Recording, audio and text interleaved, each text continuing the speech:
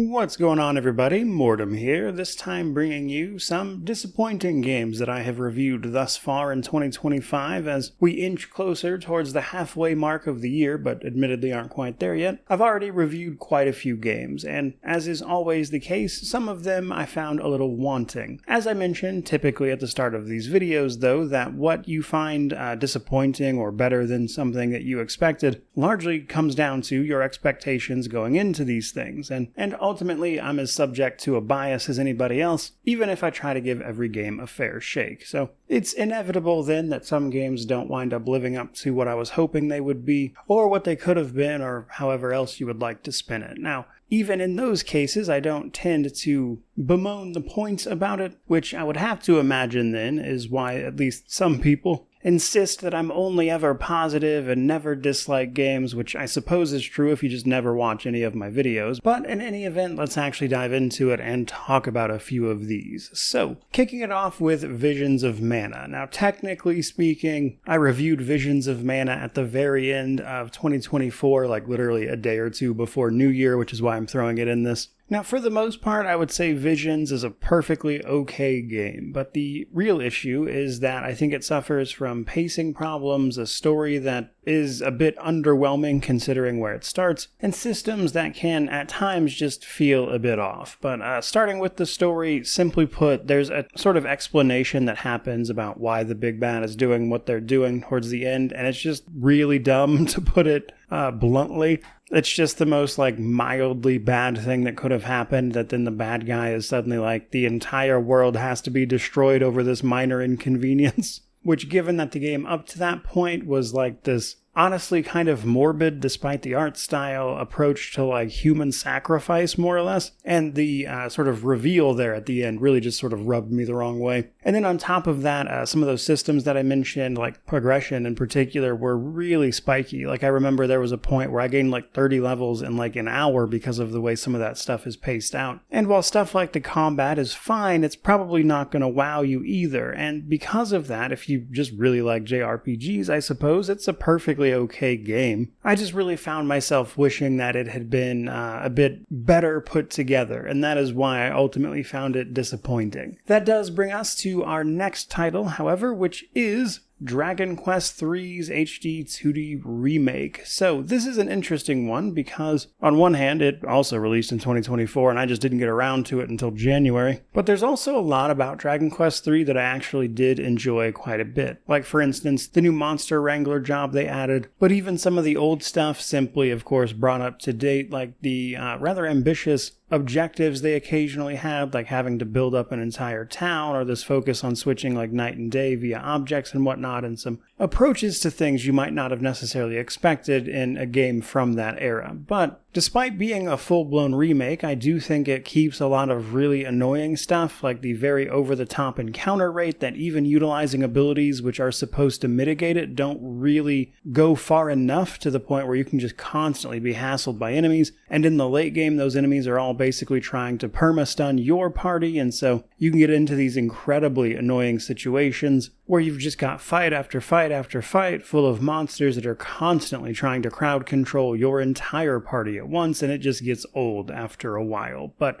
after going through all of that, you're then met with what is actually brand new to the remake, which were these couple extra dungeons and trials towards the very end. And wow, they are terrible. For being the main new thing they added, you would have hoped they would have tested this better, but probably the most egregious of it are the two sort of mini dungeons you have to go through that require you to utilize certain weapons. But the issue with this is that in Dragon Quest III here, the weapons you can equip on them are largely down to their vocation, which means you can only use certain vocations essentially to go through these little mini dungeons, none of which are the new Monster Wrangler, by the way. And the problem with this especially is that if you don't already have a party set up around a vocation that can use those items exclusively, you're in for a real bad time because not using them means you do no damage and you basically get one shot by every monster there. And it's not just a matter of switching vocations, because switching vocations resets your level and you then have to go switch your vocation, level these characters up to do the dungeon, and when you're done with that, you're going to have to do it again for the other dungeon right across the hall. And it's one of those situations where it's so so egregiously bad, I simply have to ask myself who playtested and okayed that, because it is rough. And that stuff, combined with charging a full AAA price for it, is ultimately why I wound up giving it a buy on sale, despite enjoying parts of it. So with any luck, their remakes of 1 and 2 will be a bit better in that regard, but we'll ultimately have to see what happens there. Moving it along a little bit, next up is Rise of the Ronin. So Rise of the Ronin is also technically from, I think, 2024, but more importantly, it came to PC this year in March, and as a PC channel, that was obviously of interest to me, and thus March is when I played it. Now, Rise of the Ronin is a game from Team Ninja. I really enjoy a lot of Team Ninja's work, especially in regards to combat, and because of that, there's a pretty good chance I'll play most anything they put out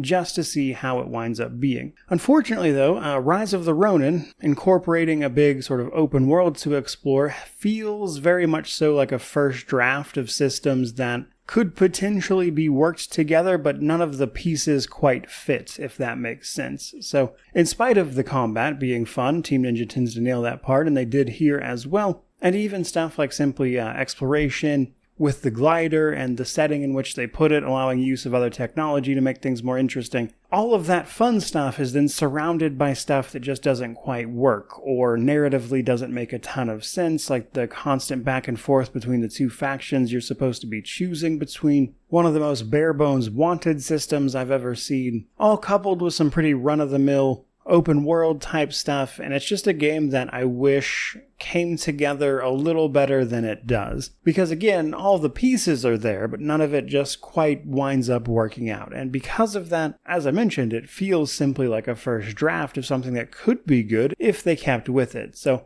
in that regard, I hope Team Ninja doesn't just abandon this across the board and continues to sort of iterate here, because I think that could be good, but unfortunately Rise of the Ronin just doesn't quite land, at least for me. And that's completely ignoring some of the PC problems with the port they put out. Now that does bring us to our final entry. Normally for a lot of these lists and things, I'll do 5 just across the board, but obviously for a video like this, I don't think just adding things to add things makes a lot of sense, and so we're going to stick with 4. But the final one is probably the most well known, to be sure, because it is Assassin's Creed Shadows. So some of this is probably a little bit on me, because I would say that the game actually did receive a pretty solid response otherwise. If anything, I was a bit of the outlier and not enjoying it, as I think it's sitting on something like 75-ish% reviews over on Steam at least. And generally, a lot of people enjoyed it. Speaking for myself, though, I had not played an Assassin's Creed title in quite some time, basically since the second game. And so in many ways, this was me coming back to the series and seeing what it had become. And in that way, I actually think I was probably a little caught off guard by some of the things that series regulars had just become accustomed to, like the way they're handling microtransactions and things like that. I personally still think that's gross and don't want anything to do with it, but it doesn't seem to faze people who enjoy that series at this point. So, good for you, I suppose. But looking past even things like that, for me at least, the reason I wound up not recommending Shadows was down to a couple reasons. For starters, Yasuke from a gameplay perspective feels like he doesn't belong there. Now, I'm fully aware some people enjoy that playstyle, but his approach of just running in and absolutely smashing everything to bits and being under basically zero threat of actually dying while he does it feels very at odds then with Naue, who actually feels and plays like an assassin, which is what I wanted from an assassin game. So when I was having the most fun with Assassin's Creed Shadows, it was basically when I was playing as Naue and I was finding ways to increase the amount of assassination damage I would do to take out a difficult target in a single attack. Now, there are ways to mitigate even that. You can change the assassinations to be guaranteed regardless of equipment, or you can let it be its default of, utilizing health segments. And while I considered turning the auto assassinate on, I did find that I actually really enjoyed the sort of process of figuring out how to get enough health segments on an assassination to take out these targets. And Yasuke's almost like full-on hack and slash style of gameplay was very at odds with that. And then you look at the systems surrounding that stuff, like for instance all the gear and the loot you get, which really just feels like numbers for the sake of numbers. Almost none of that ever seemed to matter. And so, for me, you have this